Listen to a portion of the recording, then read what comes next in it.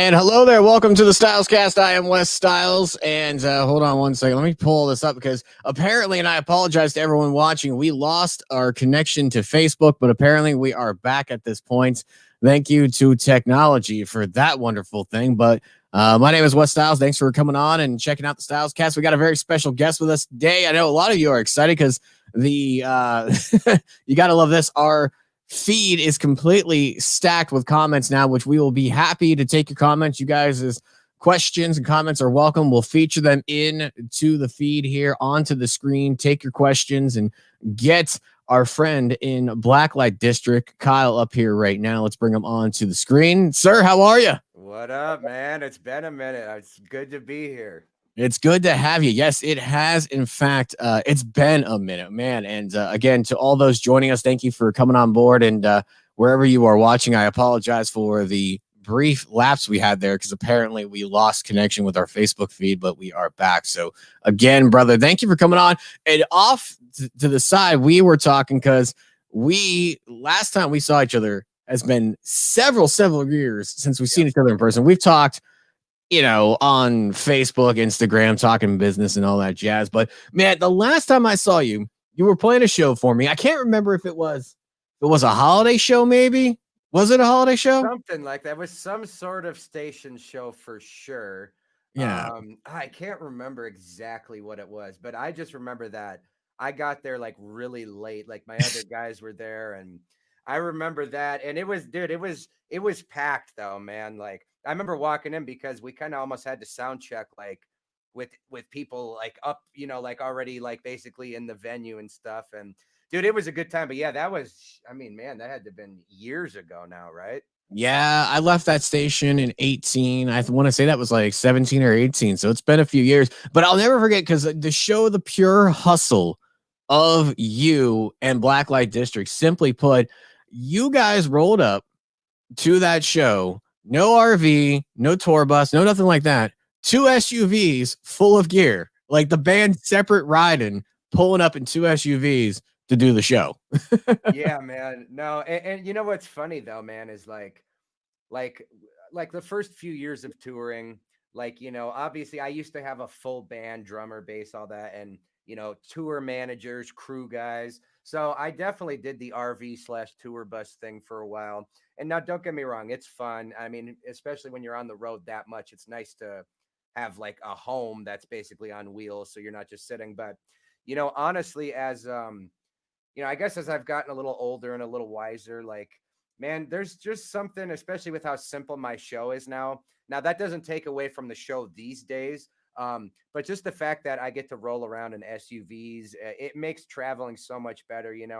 I'm up in the, nicer hotels and shit like that now. So, dude, it it's good, man. It's good. I love it. I love it. I really do.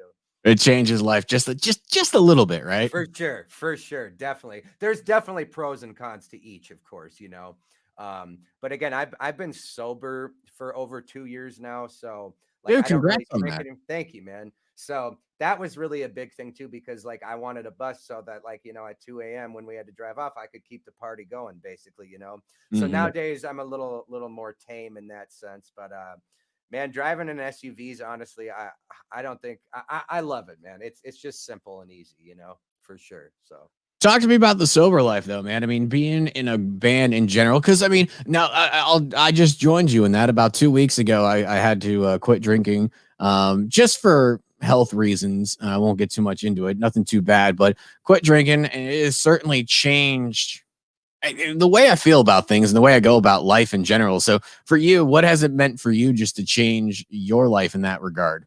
well, I was definitely the same, man. I ended up going into the hospital 3 separate times with something called pancreatitis from Okay. drinking, where basically like the pancreas, like I guess, inflames or something like that, or and it's painful. And I had to be in there a week each time. And the first time I went in there, like, look, you cannot drink anymore. And of course, I shrugged it off. I quit for a few weeks, started up again.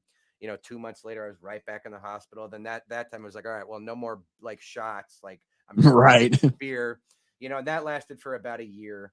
Um, but it it It took me a while because especially I had to go on tour and stuff. So again, like at the time, the people I had around me kind of all kept partying and drinking, and it was tough for me, man, because I've spent so many years.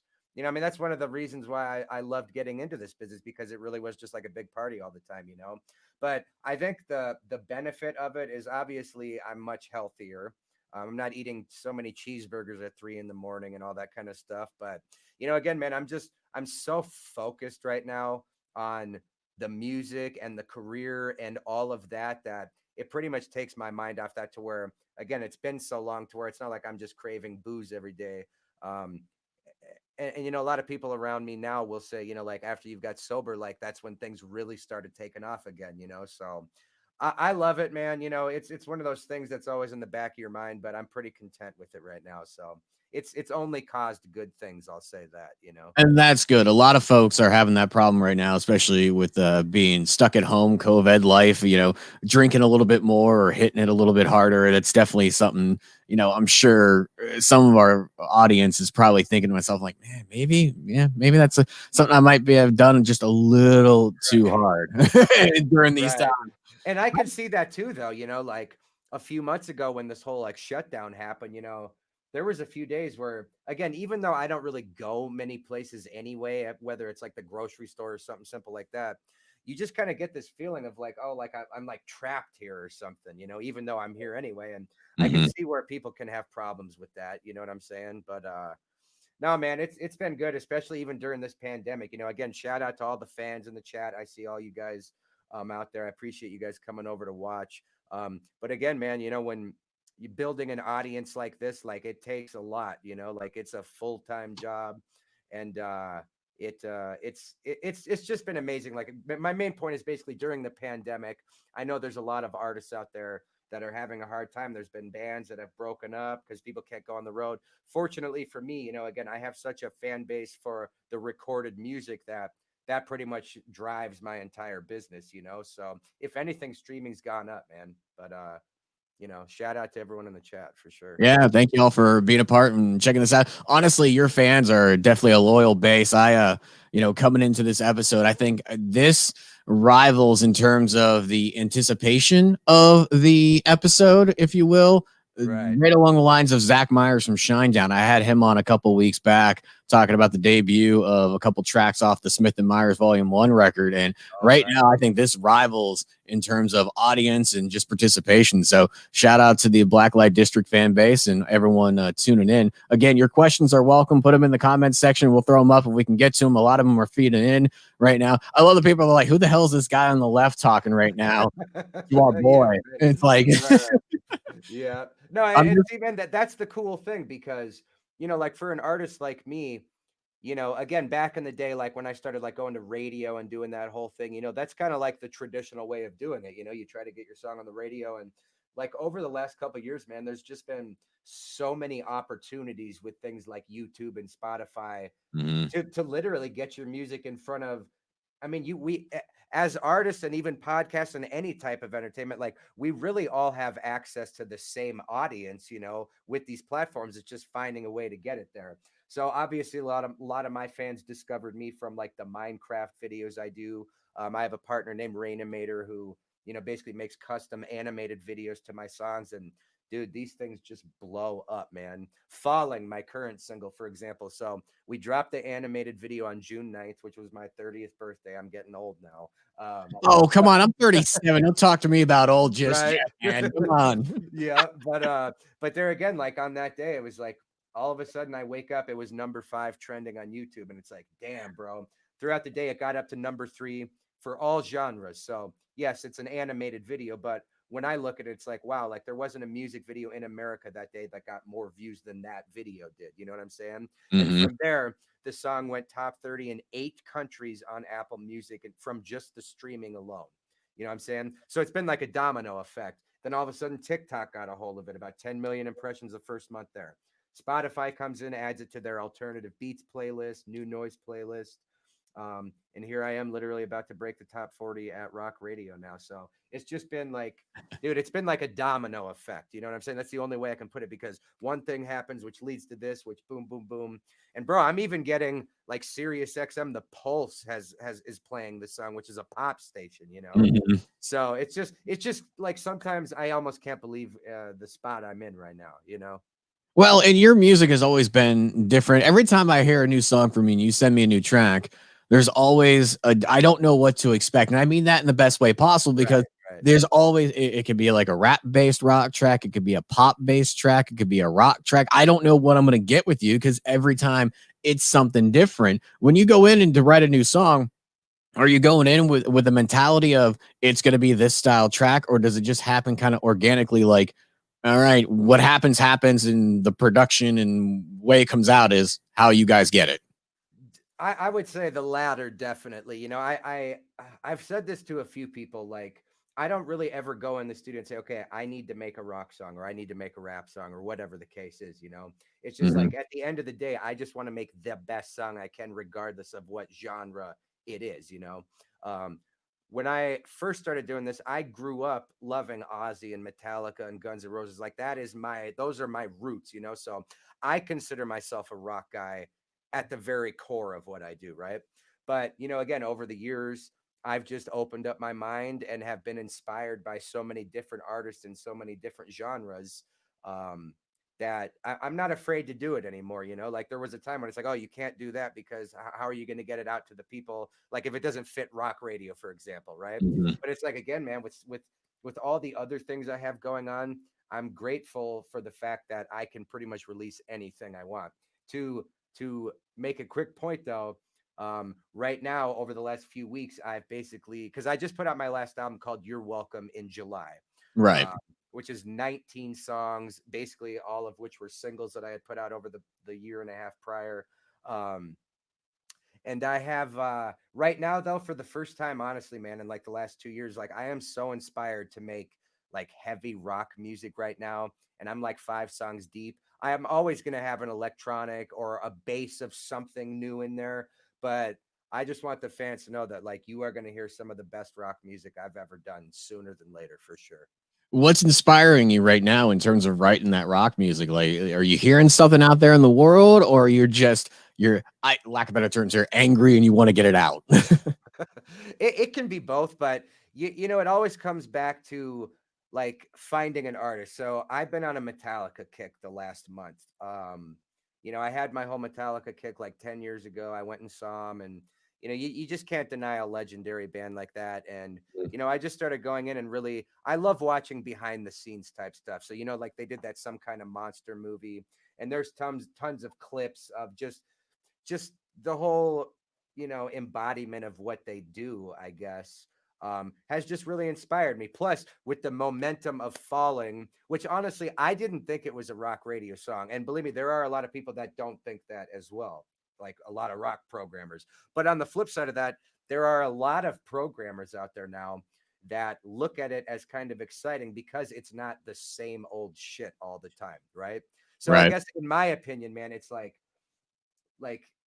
some stations, you just it just all sounds the same, and to me I feel like that's what almost holds rock music back in a way, where again, not to, I mean, obviously I'm biased towards the song, but I feel like with a song like this breaking at rock radio, it just kind of it in some way it helps show that the genre can move forward and move into like the modern era, you know what I mean? And What do so you with call the modern era? What do you think that is? Because music has always evolved in some fashion. You know, alternative, for instance, has really become almost pop music in a certain For way. sure, for You sure. look at bands like AJR, certainly pop leaning, yet they are considered alternative. So, what do you consider as the evolution of rock at this point? Well, that's a great question, man. I was actually thinking about this yesterday because, again, you know, you go from like the '70s, Sabbath, Zeppelin, into the Mhm. '80s, your Motley Crue, Van Halen. Rest in peace, Eddie Van Halen, by the way. Yeah, today very Shocked, sad man. news. Dude, shocked, man. Van Halen was my first arena concert with Sammy Hagar when they did the Best of Both Worlds Greatest Hits album in like 2004. So Oh I man, just had to say that. Um, absolutely. for sure. You know, What are you grabbing there? Oh, Oh, I was I thought you just were pulling like some turning memorabilia up for us. turning the mic up a bit. There you go. But so again, going back to like 70s to 80s to 90s, it almost felt like in the 2000s, like with Linkin Park and Limp Bizkit and Korn, all that. And then the internet really took over. It didn't feel to me, I could be wrong about this, but it didn't feel to me like there was that next, like, okay, this is where we're at now. You know what I'm saying? Um, so again, I guess when I see like, and people will consider this probably like some people consider cheesy, but when you see acts like 21 Pilots a few years ago, like how massive that stuff got. I went to see them. I mean, you got 20,000 kids there, you know what I'm saying? Yeah. Arenas. So again, I don't know what the right answer is on what the evolution is, but I think like a good solid rock base, but not afraid to add elements of what is popular with today's youth, man, because rock and roll used to be the music of the youth, like the rebellious stuff. Whereas nowadays, it seems like rap and pop are more of that than rock and roll is. You know what I'm saying? At least in terms of the mainstream culture. I could totally understand and see that. Yeah. And there's an evolution coming one way or the other. And either you get with it or you get left behind. And everybody on every level, and especially from the record label side to the radio side, and no matter what side, you got to get with it. And speaking of the evolutions, you have certainly made yourself over the course of your career through online and digital and streaming. For you, what has that meant? Because I mean, a lot of artists are now taking finally to that realm and releasing music that way and kind of showing the world, because your album, You're Welcome, is a lot of songs you released over a period of time and then boom, record. Exactly. So I guess the way I look at that is like, so on Spotify or YouTube, there's a lot of algorithms that go into these types of things, whether it's playlisting or whatever the case is. So, there's kind of this thing like where on Spotify, like if you release a song like every 6 to 8 weeks, you get on things like Release Radar, which is like an algorithmic playlist made for users who follow that specific artist. You know what I'm Mhm. saying? So the more you do that, it almost builds your momentum and keeps introducing you to new people, right? So instead of like, again, just in my opinion, instead of dropping the 19 songs on an album and saying, okay, this is the single I'm working and here's the rest of the songs, to me, it feels like some of those songs can kind of get overlooked because you're focusing on one. Whereas this way, I got to promote this album over the course of like 18 months with all these different singles. So they each got the attention I felt they deserved. You know what I'm saying? To where it's like, okay, this song happened here, this song happened here. And then eventually I kept a few songs unreleased so that the album would have a few new tracks, right? Right. But this way I get to put it together as an album that's like basically a compilation of like the biggest songs I did in the last year, like that kind of time stamps it to like, okay, that was that project. So I'm assuming like when I start working on the next stuff, which I already am, and I'm assuming I'll release a new song in the next month or so. I would assume that I'll kind of do it the same way, where I'll have multiple singles out, and we'll just kind of see what happens. You know what I mean? But again, man, it's just kind of like the modern touch, like because again, like what we said at the top of this conversation, like you don't have to just focus on radio anymore, or you know what I mean, where there's not just one right way to do it. You can do, Mm. I could have one song that goes to radio, one song that is maybe perfect for a Minecraft video, one song that maybe is perfect for Spotify. You know what I'm saying? You could just do so many different things at one time, which is like as an artist, it's so fun, man. Like it keeps the excitement, and again for the fan base, because again, how short people's attention spans are nowadays. People get tired of stuff real quick. So the more music you have coming out, it keeps the fan base excited as well. You know I what I want to get mean? into those Minecraft videos in just a second. We got a question from Chris that popped up. You've been doing your thing for a while, so he's curious. What is the one thing you think is the most interesting of things you've done music wise and or career wise? Shout out to my man Chris Hansen for sure. I appreciate the question. Um, that uh, it's hard because everyone's so familiar with it now, but honestly, me doing the Minecraft videos was the biggest like success I've ever had, and it really basically helped launch my career on the digital side of things. Because again, going from the traditional stuff into this, and now again, some guys will look at it like, oh, that's goofy or whatever, but it's like, bro, you don't understand that when I get 200 million streams from this, Right. like at the end of the day, it doesn't matter what it is because the song is being heard by millions of people, and that's the overall goal, right? You know what I'm saying? And then again, like music wise, going from being straight hard rock to incorporating all these different elements.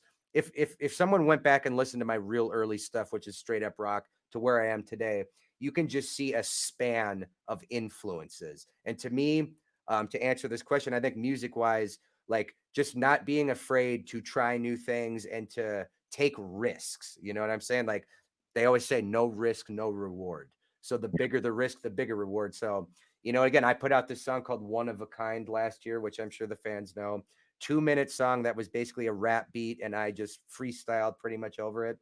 I loved the song, but I knew it wasn't my style. I put it out, the thing did like 15 million streams anyway. So again, taking risks is a big part of what I like to do. And again, keeps you on the edge of your seat, for sure. No doubt. You You see, gotta I got to stay excited too here. You know what I mean? if you're not excited by what you're doing, then you get bored and well, you shouldn't be doing it anymore. I would think. Exactly, for sure. And of course, like, dude, you know how easy it would be for me to just stay on the rock path, do the straight up rock songs. I mean, it'd be so much easier at radio. But there again, working a song like Falling that's so polarizing, like that excites me. Like, I'm Mhm. excited to break the mold with a song that doesn't fit the mold. You know what I mean? It just debuted today, number 36 on the BDS indicator, which is like the secondary markets. Next week, I think we're going to hit top 40 on the Billboard Mainstream Rock Monitor chart and Media Base the week after. Again, Scratch and Sniff, the remix show, they just added the record start spinning Friday. Again, on the pop side, you got the Pulse. Shout out to Pat Monahan from Train for putting me on his new music show. And dude, just seeing all this stuff that, again, you don't see rock bands usually on the pop side of things. So if I can try anything new, man, that's what it's all about for me.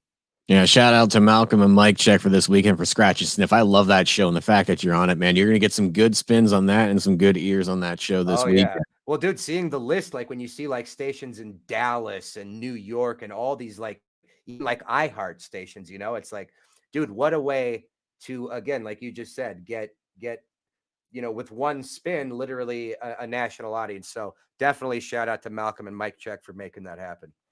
Another question here from the Fox Club. Will Give Me Life be on the new upcoming EP?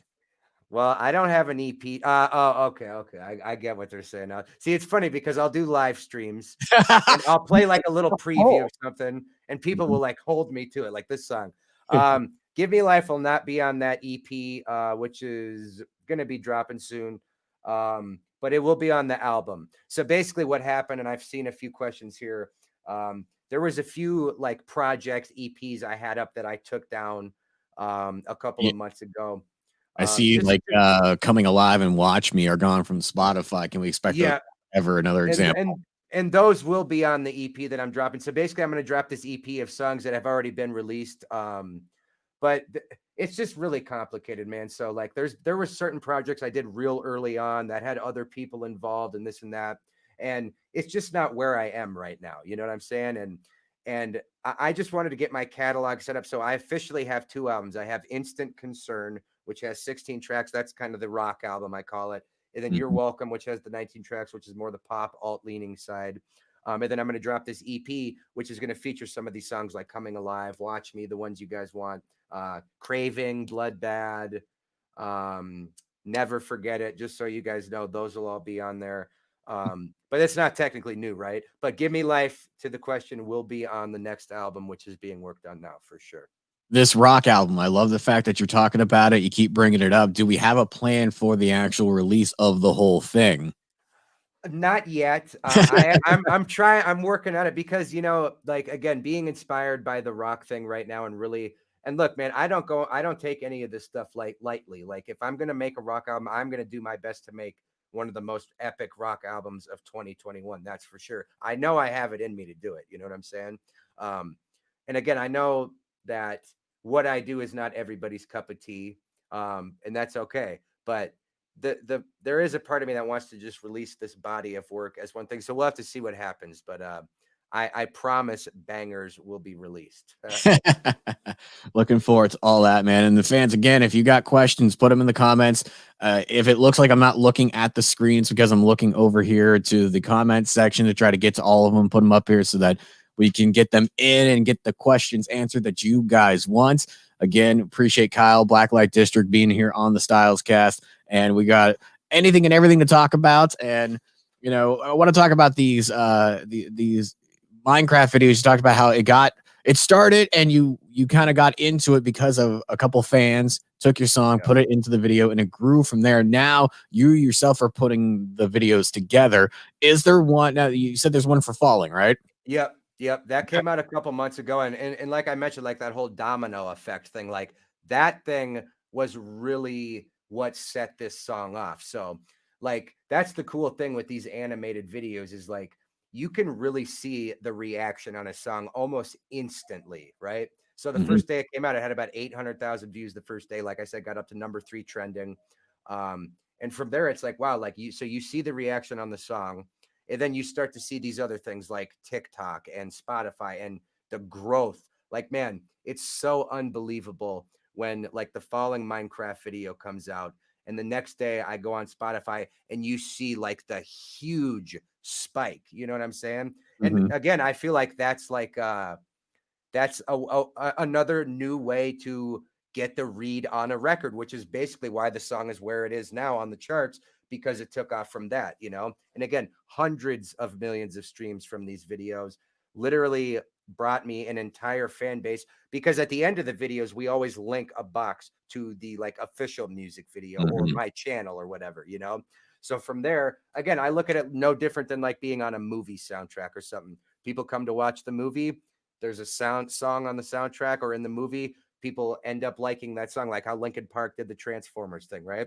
It's Yeah. basically how I look at it with like Minecraft, kind of the same thing, you know, a platform for your music to be discovered. And thankfully, a lot of these fans have come over. I'm at 156,000 subscribers as of today, so That pretty is amazing, just insane, man. Now dude. we It also is. have a video for Falling coming out. When is that thing dropping? I just got the cut back today. So, aside from working out a few premiere things, which I'm working on, I think it's going to be this Friday. So, everyone here in the chat, I will have a premiere video up on the channel by the end of the day. So, set the reminders, and it's going to be awesome, man. Again, I've never had a song that's been out for 8 months and then dropped a video.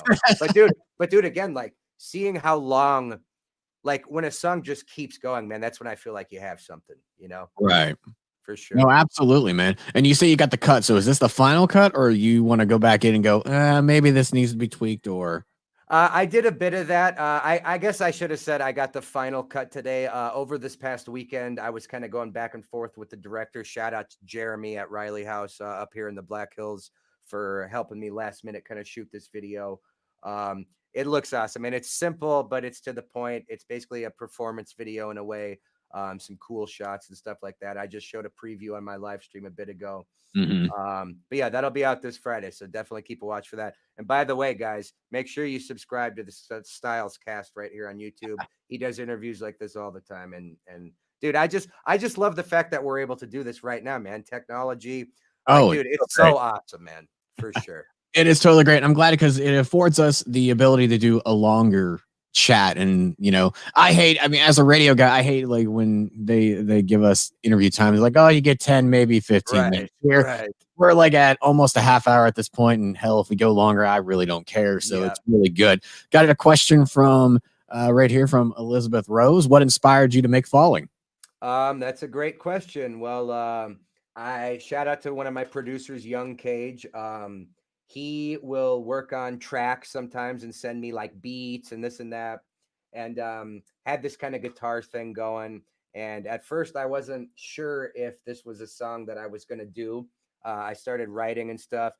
And look, I'm not afraid to like speak the truth about this. Falling was the first song that while I was recording it, I literally burst out crying. Um, because like I could literally just feel it. Like I could feel the song like as I was literally singing it right into this microphone. Um, so Falling is basically about like bro, in my life, like, my mom passed away when I was 9. My father like committed suicide a few years ago. So I've gone through a lot of dark times in my life. And falling is kind of about like people you have around you now that basically, like the song says, you don't want to watch them go away. Like I don't want to see more of that kind of shit. You know what I'm saying? Um, there's a deeper meaning that maybe I'll talk about someday, but that's pretty much what the core of the song is for sure. Well, that's cool, man. I'm sure you're helping out a lot of people with that idea just in itself for that song. Again, man, with the young audience that has discovered me over the last couple of years, there's nothing I love more than when I go into my DMs on like Instagram or Twitter and all these kids that say, yo, like your music saved my life, or you helped my depression, or you may like, even if it's just making their day just a little better. Because, bro, I have a loyal, passionate fan base, that's for sure. And aside from money or fame or anything that comes with that, like the fact that my music is an escape to them, just like my heroes were an escape to me. Basically, like my darkness can connect with their darkness, and it kind of helps each other out. You know what I'm saying? That's like that's what I live for, man, for real. You know. Absolutely. And speaking of your fans and your fan base, let's give a shout out real quick to Vincent who wanted to get a hello in real quick. Shout out Vincent Dark. I appreciate you, man. Yeah. I'm That's not the other thing. I get some people want shout outs all the time. gaming with Brody real quick. Ask about this glorious beard, apparently. Um, I'll tell you this, Brody, Captain Cooper, beard oil and balm over on Instagram. Check him out. Dude helps me out greatly with this beard. This is the pandemic beard. Usually I have a beard, but this beard has grown out of the pandemic. So check that out. Dude, thankfully, shout I out to haven't that woken beard. up, thankfully, though, I haven't woken up with the wife with the tree, in the middle Right, of the night over me, and she's so far letting it go. We'll see if it gets to ZZ Top level. right. Oh man, When you that's finally get to see me in person after all this lets up and you get to do touring again. I mean, I'm sure right. you know that, right? Oh, dude, man, yeah. I was supposed to start a tour last week with Adelita's Way. And again, I have to shout out like Rick from Adelita's Way. He's become a One of my good friend favorite of mine people. for sure, man. He's become a great friend of mine over the last year, and I we have the same agent. So the agent introduced us because Rick is also an independent artist now, who's thriving. So we kind of started talking. He had me out on 4 tours in a row, man, and dude, again, like he's done a lot for me, helping me get in front of his audience and introduce myself to his fans. So again, I was supposed to go out with them again this week. So, dude, when this is all up, man, I there's times like because I'm not like a full-time touring guy. I'm not like some of these other guys that go out and do 250 dates a year. The last few years, I do like 3, 4 big runs a year because again, I got my boy Maddox, 7-year-old son at home. Again, I'm real focused on the recordings and stuff like that. But man, like deep down, like inside me, like I live to play live. So, dude, when this stuff lets up, are you guys like, do you do a lot of shows in your area We down got there? the Castle Theater and a couple other venues down here. We'd Yep. love to have you. Oh yeah, dude. I actually played the Castle Theater with Head PE like 5 years ago, probably. But dude, I'd love to come. I mean, I'm like itching to get back on the road, man. Yeah. It sucks, like that's like the base of a lot of artists. Like the dream is like playing in front of an audience. Mhm. Um, but yeah, man, I can't wait to get back to it. You talk about how, a lot of guys, that's how they make their bread and butter. And some do it via, making their music and selling it. Streaming's changed everything in that regard in terms of selling it. Now you're making money off of, the streams and what have you. As an independent artist, how has that affected your income flow? I mean, you don't have to tell me the financials exactly or anything like that, but how has the streaming world affected the way one you produce and how for you making a living? Well, streaming has pretty much. I mean, with that, I don't want to sound like an asshole, but let's put it this way: streaming has pretty much changed my lifestyle over the last 2 years. I do see a lot of people out there who say, "Oh, streaming hurt." The streaming doesn't hurt the industry. The people it hurts are the people that don't get a lot of streams, right? Mhm. So, like, look, if you can get 1 million streams on Spotify, that's $5,000 right there, bro. That's a lot of dough. So for me, it's probably and no joke, Spotify is probably 80% of my yearly revenue, which has shot me up into the 6 figures. And I only say that just because I like to spread the word that, streaming, you can literally have a career from streaming. Again, if you're able to find your audience or the audience finds you, dude, I don't think I'd be in this spot if there wasn't streaming. So I am loyal to streaming. I love it. It's obviously not the future. It is the future. It's here. Yeah, Um, there is no the future is now. If you right. say that, you're Exactly. behind Yep. it. Yeah. Right. Exactly. Exactly. So again, and there's to me, there's no point of like shying away from something. Like if this stuff is happening, you need to embrace it because that's just how it is, whether you love it or hate it. Spotify, Apple Music, Amazon, like that seems like, especially the younger generation, that's where people get their music nowadays. YouTube, Mhm. so I credit my career to streaming, hands down, I for got a sure. question here from Vincent, who you gave the shout out to. What does AK-19 mean? AK-19 for life, baby. That's my label. I As a fan, I would assume he would know that. A lot of people think it's my wife because her name is Amber and my name is Kyle. But it was actually the initials and the birth year of my great grandfather, who was a World War II vet. Huh? Fought it like in the Philippines during World War II, and like he was on the front lines, like in combat for like 380 consecutive days. So he passed away a few years ago at the ripe age of 97, which is cool. So he got to live a good life, and I thought this would be the perfect tribute. So I have my label now, AK-19. I have a couple artists I sign. I put out all my Blacklight District stuff through AK-19, and a lot of the fans, like we kind of call it like the AK-19 family or gang or whatever it is. So that's what it means. Yep. Cool deal. This one keeps appearing. Answer it if you want to, but the question is, why did you name yourself Blacklight District, and what's the meaning behind it? um There's not real meaning. I mean, when we were like 15 years old, like me and my friends were looking for a band name, and I thought of like the Red Light District in Amsterdam. Mhm. And someone said, "Well, how about Blacklight? Like, make it metal." So I was like, "Okay, Blacklight District," and then that was a band. And then once the first Minecraft video came out, or the second one, technically, Cold as Ice, which blew up, now over 60 Yeah. million views, 60 million, bro, just on that one video. Most of the listeners assumed that I was just a guy named Blacklight District. And again, over all the years, I've always written 100% of the music. I do literally everything. Um, so yeah, I just pretty much rolled with it. So now, yeah, I am a solo artist, and my name is Blacklight District, and that is pretty much how that happened. There you go. Another one. Collabs. You planning to do any more in the future? Yep, I just well, I think they might be referring to my friend Waylon. He's from a band called A Killer's Confession. Used to be in Mushroom Head. He was just on my last album, which was cool. I did a song called "Come and See Me" with a homie named Luke Wiley from up here in the Black Hills, who I just helped him secure a major management deal, which is pretty cool. So shout out to Luke. We're going to be doing another song. Another artist on my label, Rob Shiner. We're going to do something. And there's a couple more. I've been asked to. There's one I can't talk about yet. I don't know why, but that's how they are. Like it's a big secret or something. But yeah, there's definitely more collabs coming, guys, for sure. Rock songs, rap songs, like all of it.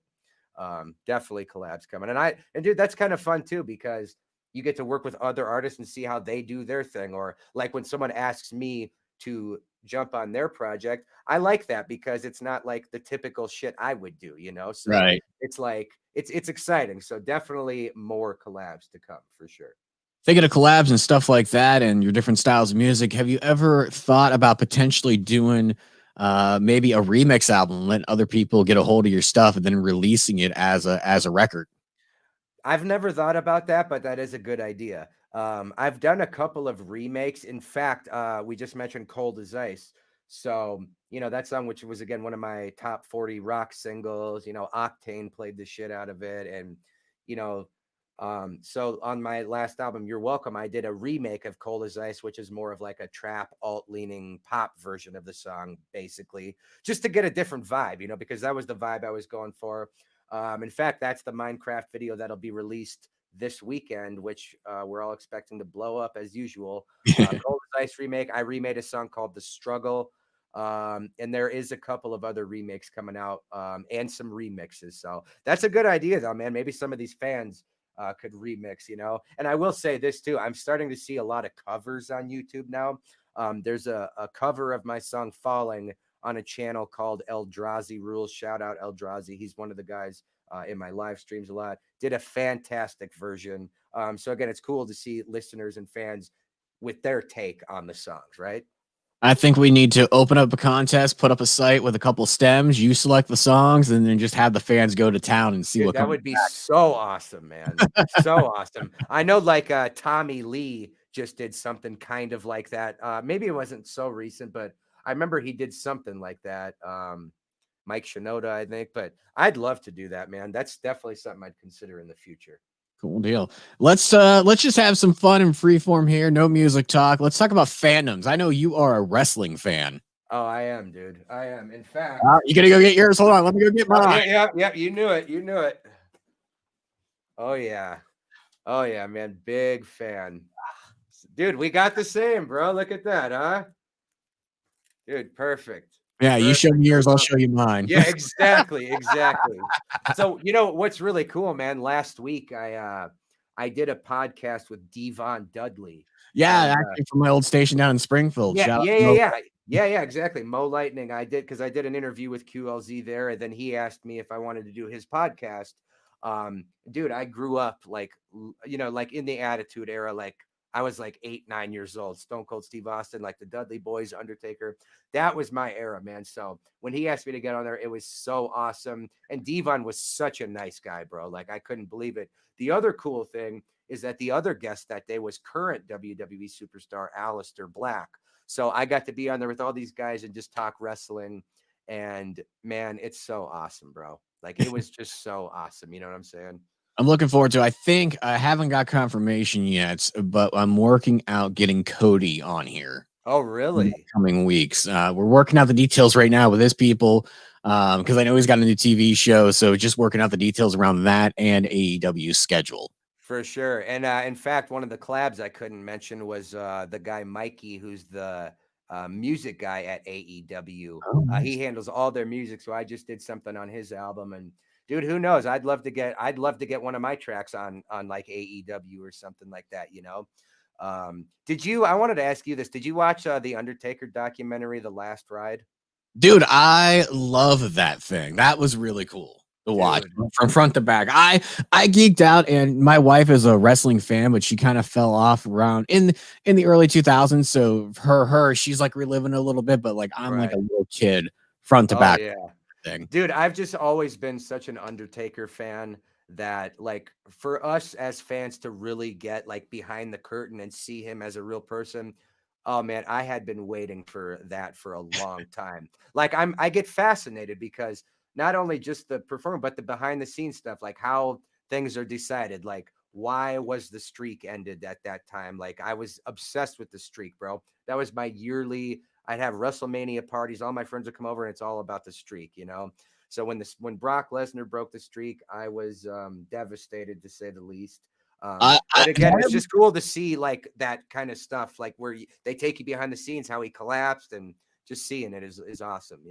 And that's one of those things too, because there are certain moments in your life you'll never forget, and certain things that happen just as a whole that you never forget. And for wrestling fans, I think that's one of those that Oh, for I'll never sure. forget where I was. I was in Albany, New York, in my apartment, sitting there watching it on the WWE network, and I'm like, Yeah, because that was the first WrestleMania on the network "Yep, too. Yep. mm-hmm, And oh man, I just because honestly, like the match itself wasn't that great. I mean, Taker says he got concussed real early on. right." Um, and but like the years prior, like watching the two matches with HBK and the two with Triple H, like I was just hoping that it would have been like a close to a 5-star match, but dude, the finish itself pretty much overshadowed it all anyway.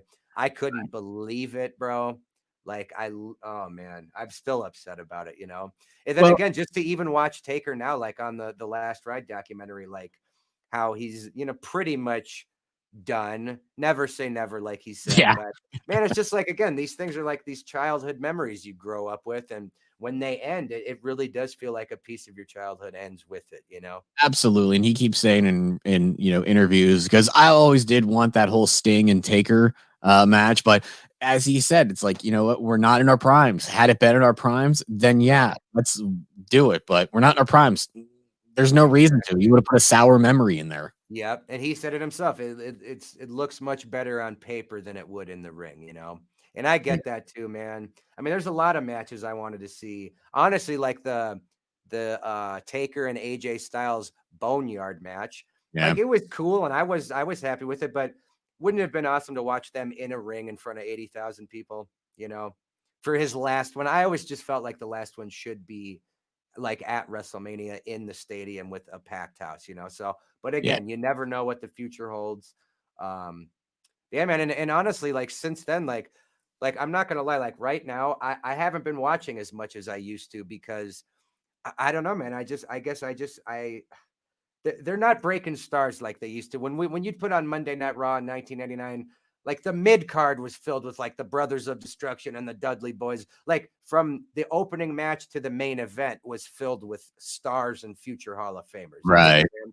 It's much harder nowadays, almost to the similar to rock music in a way. You know what I mean? Where I guess a lot of stations play a lot of classic stuff, which I get to, but it's harder to break new stars. You know what I'm saying? This is, I mean, not the crap on the WWE because I still watch, but I've been watching AEW a whole heck of a lot lately. Really? That's been my go-to.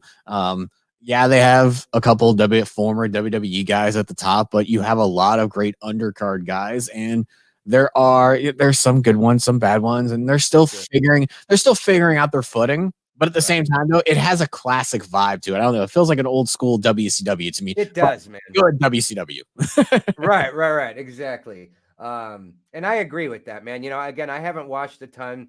At first, it's kind of weird to watch without an audience. I actually just read that I think NXT is going to have an actual fan-filled audience this week for the first time or something like that. But again, an example is like Brody Lee, right? So in AEW, when he was Luke Harper in WWE, I always thought he had something. Like I was like, this guy's got something. Like he could be good. And to see what he's done in AEW is amazing. I'm a big fan of his. It's funny is if you ask my good friend Ryan, who has worked in radio with me in one market, but we've stayed friends over the years, he absolutely hates the Brody Lee character now because he's like, I know what Brody Lee was before he was WWE, and you're asking me to buy into what he is now as that name? No, thank you. Gotcha. See, and I guess I wasn't too familiar with him before the WWE stuff, so I can't really compare it fairly. So again, that might be a whole different point of view if I was up to. I like the Dark Order idea as a whole. I like the concept and where it's going. So well, and didn't he kind of like gimmick like the whole Vince McMahon thing, like don't like sneeze and don't eat while you're eating. Yeah. I loved those promos, man. Those were awesome. They were good. Well, brother, I appreciate the time so much, man. Thank you to all the fans who have stuck with us and watched, everyone who's been chatting with us. Chris, you've been with us, I think, almost the entire time. He just commented and, about the wrestling thing. I know he says he's sure, Chris. But man, appreciate you all chatting with us. Be sure to check out Falling. The video drops Friday, right? Yep, Friday, the big video premiere. Again, guys, go out, give me a follow on Instagram. I'm at Blacklite District. And like I said, guys, if you want to watch more awesome interviews like this with other artists, please subscribe to the Styles Cast right here with my good friend Wes Styles. He's been supporting my music on the radio for many years. And that's the kind of stuff that I remember and always means something to me. So shout out to you, brother. I appreciate it. Thank you all again, all the fans for watching. And much to come. I'm just getting started. Well, stay on the horn with me, man. I'm going to go ahead and close out. And thank you all for watching. And we'll see you guys next time here on the Styles Cast.